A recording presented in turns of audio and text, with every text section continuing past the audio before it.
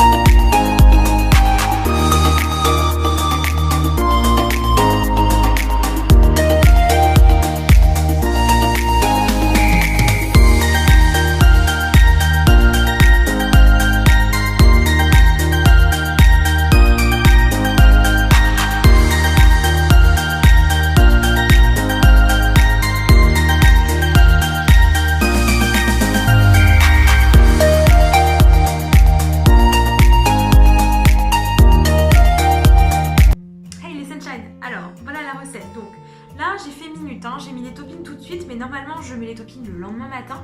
Ce qui fait qu'en fait, la préparation a le temps de gonfler et d'avoir cette cette consistance compacte qui fait que ça va pas s'enfoncer. Hein. Là, ça s'enfonce un petit peu, mais voilà, vous avez vu l'idée quoi. Donc on se met les toppings bien gourmands. Je vais rajouter un petit carré de chocolat 90, c'est pas mal hein, pour le plaisir.